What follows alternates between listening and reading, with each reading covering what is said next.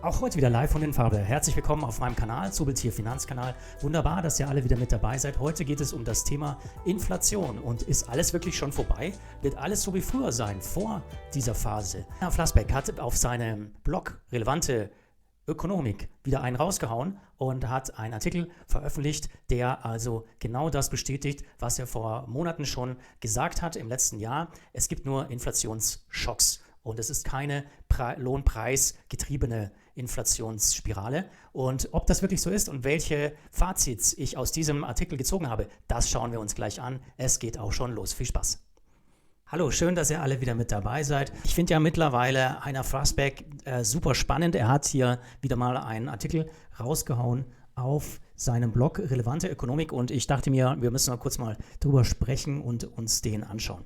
Also im Grunde sagt er, die Inflation, die keine war, ist vorbei. Und jetzt schauen wir uns mal an, was Heiner Flassbeck dazu für Fazits zieht. Und er sagt im Grunde hier, für gewerbliche Produkte und Erzeugerpreise für landwirtschaftliche Produkte und auch die Großhandelsverkaufspreise hier stark gesunken sind. Wir sind ja also aktuell im April und Mai dieses Jahres und dementsprechend sagt er auch, man sieht hier, das sind ja dann die Vorläuferpreise, weil klar, wenn ein Bauer, ein Landwirt eine Produkte für Vieh und für die Milcherzeugung zum Beispiel teurer 30, 40, 50% teurer einkaufen muss und das seht ihr hier, war ja der Fall Ende des Jahres und Anfang des Jahres 2023, da waren die Einkaufspreise natürlich viel, viel höher, dann muss er auch seine Butter und seine Milch dementsprechend teurer verkaufen und dadurch sind im Supermarkt auch Produkte teurer geworden. Und das merken wir als Endverbraucher, als Käufer sofort in den Supermärkten.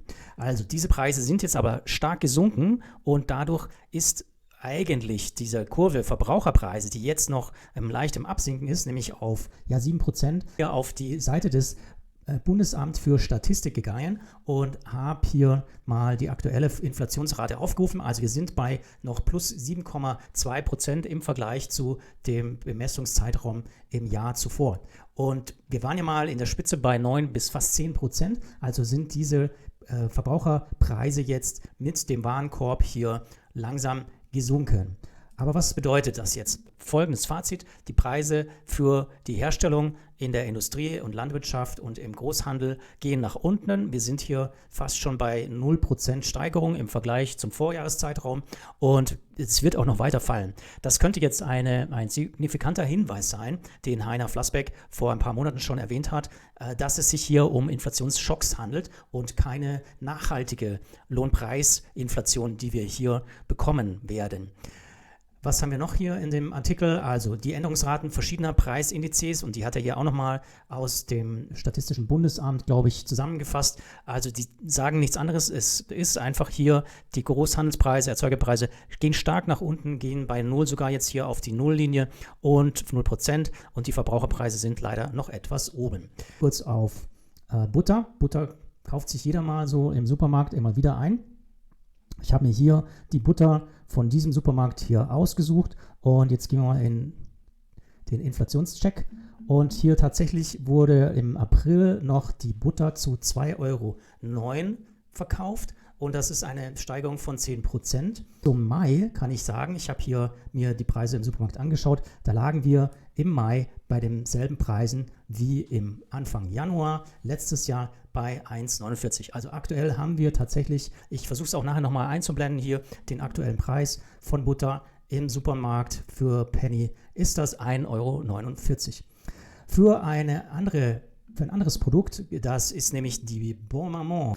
Ihr kennt bestimmt diese Marmeladensorte Bon Maman und aktuell kostet diese im Penny-Supermarkt, wie gesagt, es gibt natürlich andere Supermärkte, immer noch 3,29 Euro. Das ist eine Preissteigerung von 10%. Also hier sind die sinkenden Hersteller- und Erzeugerpreise noch nicht angekommen bei uns Endverbrauchern. Das heißt, hier besteht noch weiterhin Nachholbedarf. Und da müssen wir einfach nochmal warten. Aber wenn jetzt in 2 bis 4 Monaten die Marmelade dann wieder 2,99 oder vielleicht sogar darunter kostet, dann ist also diese Inflation bei weitem wieder zurückgenommen. Das könnte für Heiner Flassbeck sprechen. Fazit Nummer 2. EZB muss die Zinserhöhungen stoppen und warum? Weil ansonsten die Konjunktur weiter in Deutschland abschmieren wird. Er hat es in einem anderen Artikel hier auf seinem Blog Relevante Ökonomik zusammengefasst. Die relevante Ökonomik sagt hier, die Konjunktur steht auf der Kippe, aber die Politik fühlt sich nicht zuständig, ein Abgleiten abzuwenden. Zusammengefasst, dass in der Industrie, also die deutsche Aufträge sind um 10% im Auftragseingang eingebrochen im Vergleich zum Vorjahr, und es hat hier die Bauwirtschaft so einen tiefen Einbruch, wie es noch nie vorher gegeben hat, seit die Zeitreihe hier erfasst wird. Und deswegen ist es ein Zeichen dafür, dass wir auf dem Weg in eine Rezession sind. Und im zweiten Halbjahr dieses Jahr kann das durchaus noch weiter passieren, dass wir hier fallende Konjunkturwerte haben werden, beziehungsweise wir also in das BIP, das Bruttoinlandsprodukt, was ja bemessen wird, dann also eine sinkende Wirtschaftskraft in Deutschland haben werden. Und er beschreibt hier in diesem Absatz, rein technisch befinden wir uns also schon in einer Rezession. Die Auswertung, wenn man die sauber machen würde, hätten wir schon 2 Quartale hintereinander ein Minuswachstum gehabt und sind auf dem Weg in eine weitere Rezession.